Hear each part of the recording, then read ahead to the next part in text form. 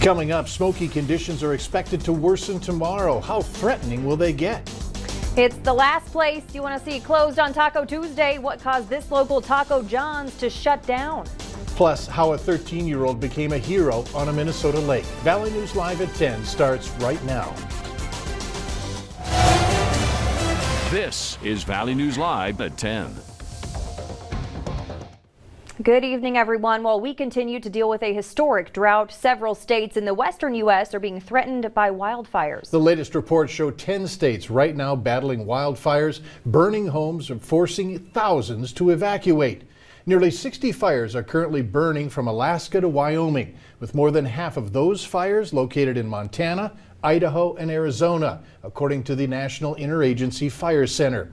These fires are raging in the midst of a dangerously high heat wave across the Pacific Northwest, the second wave that part of the country has experienced.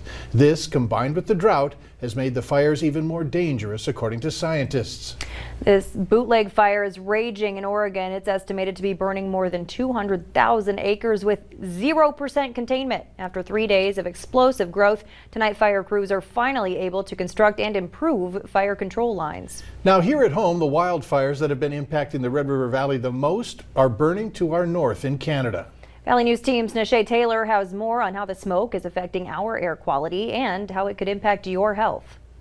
Burning wildfires in Canada are causing lingering smoke to travel across the U.S. The smoke has now made its way down into the surface of parts of Minnesota and North Dakota. Sometimes it stays aloft, the smoke stays aloft, but in this particular case, behind the front, the smoke has found its way closer to the surface, and that's why we're able to smell it, and it's actually, affecting the air quality. The Minnesota Pollution Control Agency issued an air quality alert for much of the state, including Moorhead, Bemidji, Roseau, and East Grand Forks, out of concern for public health. Health officials say those with asthma, COPD, or other respiratory illnesses should be on high alert. It's an airway irritant. There's little particles in that smoke that would get into their airways and irritate them. Anybody who really gets short of breath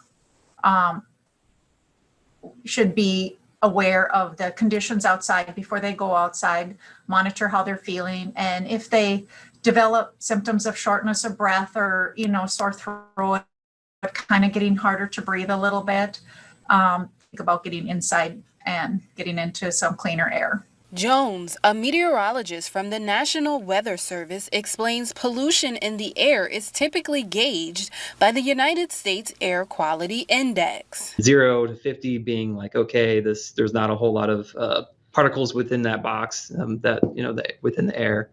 Moderate being between 51 and 100, and then unhealthy for sensitive groups. What we're in right now is between 101 to 150. Jones also says as the wildfires continue, the smoke could lead to air quality levels increasing as early as tomorrow. If the index reaches between 151 and 200, it could mean an impact on the health of the general public. Dr. Lori says even those without a respiratory illness, the change in air quality could have impacts on them also. If you're exposed to any irritant for any length of time, and it could be a short time for some people or a longer time for other people, you can develop those symptoms as well. And as the number of wildfires spark up across the country and internationally, experts believe the lingering smoke could stick around. We might be dealing with this for almost the duration of the summer. We need like a really good rain event to help put out these fires. In Fargo, Nishay Taylor, Valley News Live. MPCA's air quality alert is expected to last through Friday. We're going to head over to Hutch now with a first look at what we'll be dealing with tomorrow. Hutch?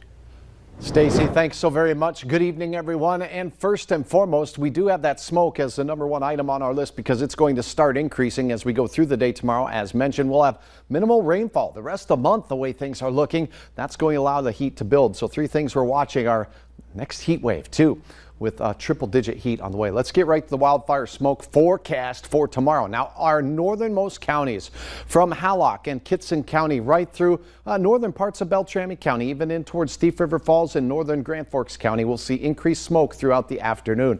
This spreads, watch this, right into the Red River Valley, our core area right here, from Canada right down to the Lakes Country as we go into the day on Thursday. It does linger in the area until Friday, but as mentioned, that smoke, you can almost taste it with every breath you take. So it's best to stay indoors if you have any of those heart or respiratory illnesses. And we'll have details on the rest of those concerns we have talked about, including our chances of rain and heat here in just a couple minutes. All right. Thanks so much, Hutch. New tonight at 10. Have you seen this pickup truck? SKS Construction posted this video to its Facebook page of a trailer being stolen. The company says the truck appears to be a Chevy Colorado or a Toyota Tacoma with a black bed cover. They ask anyone with information to contact them. The jury will be back in the morning to do some more work determining the fate of SALAMAH Pendleton, who's accused of killing his mother and Grand Forks police officer Cody Holte. They deliberated for 4 hours this afternoon and were unable to reach a verdict in that trial. If the jury finds Pendleton guilty of the 9 charges against him, he could spend the rest of his life in prison. But if the jury sides with the defense's suggestion of manslaughter, that prison sentence would be significantly lowered.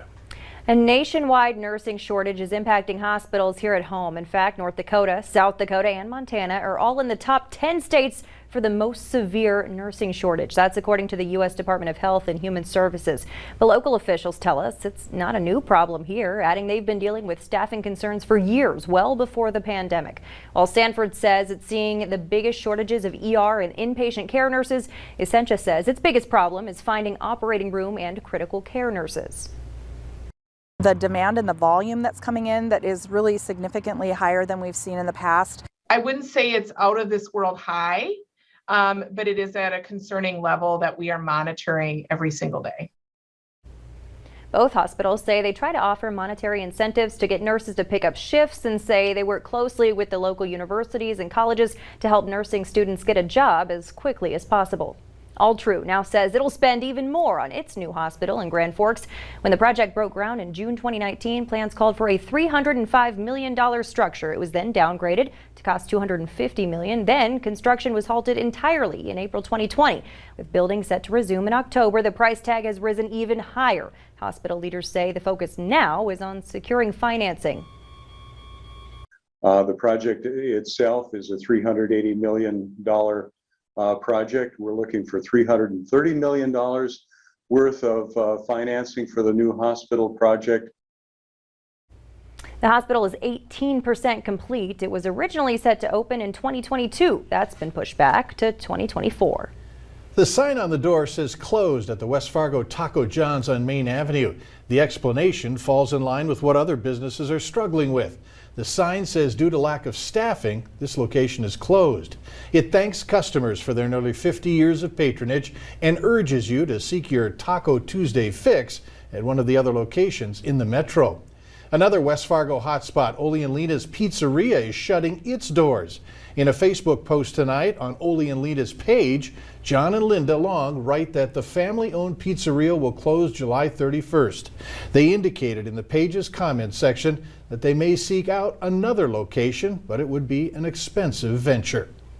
North Dakota's treasurer says earnings from the Legacy Fund have exceeded expectations because of a rebounding economy and better than expected investments. During the biennium that ended last month, revenue was nearly $872 million, which was $136 million more than forecasted.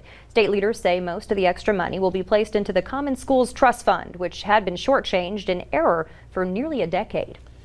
Revel, the ransomware gang that attacked meat supplier JBS Foods this spring and a major IT software vendor this month, has mysteriously vanished from the internet, according to the cybersecurity experts tracking that group.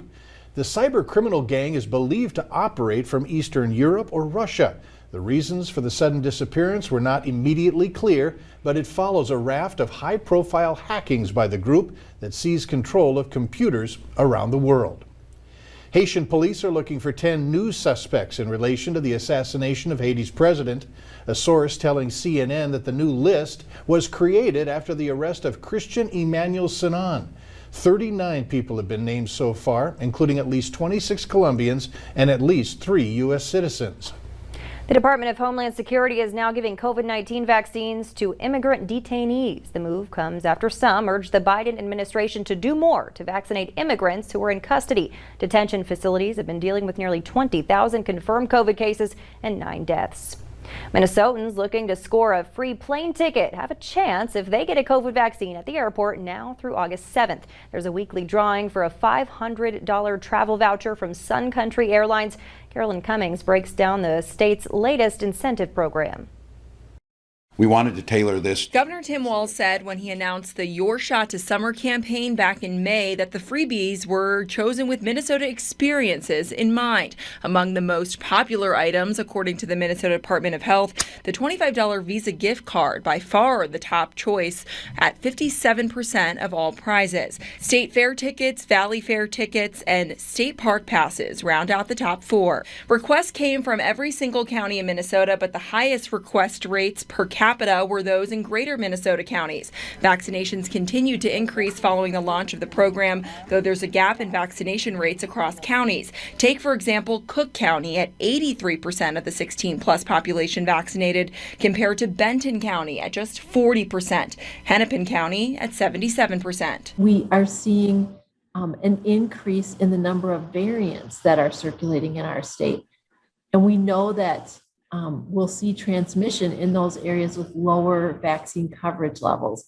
So we are concerned that there are differences in coverage. Only a fraction of the people who got their shots in June claimed rewards.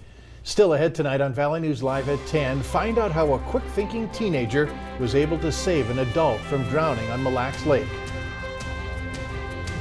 And as we saw the sun setting tonight, waves of smoke passing overhead, and then as that sunlight has to pass through more and more of that smoke, it disappears before it even hits the horizon. Even more smoke is heading toward the valley. We'll have details on a first alert weather day for Thursday coming up next.